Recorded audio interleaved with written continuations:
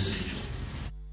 Ramogi jong manen jatende kweth mar Mungiki Maina Njenga owe thuolo kod rambun mar omenda ma aching mar siling 50,000 bang' kwedo ketho abirio ma osomne e nyim doho ma Nakuru. Njenga tudo gi ketho bura moriwo mano mar siro kweth maundu mar Mungiki bende itude gi ketho mar bedo gi bunde tok chik kanyakla kod bedo kod nyasore nyocha omake go ma obila wacho ni romo akota 90.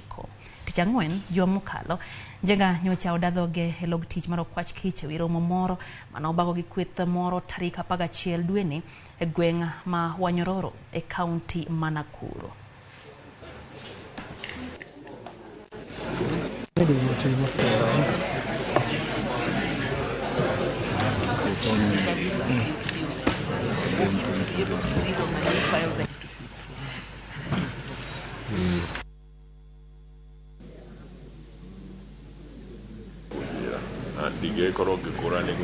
I've already answered the question. That the ninth accused submitted to a bond of 100,000 shillings or an alternative cash bail of 50,000 as the other co-accused. 2.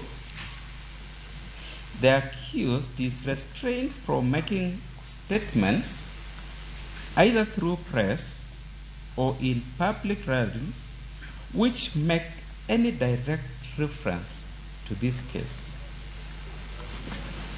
3. That the accused shall, in the pendency of this case, never make any contact with any prosecution witnesses known to him in a manner that is likely to jeopardize the trial of this case. Finally, that any violation of the above condition shall lead to cancellation of the bond terms. Ramogi jong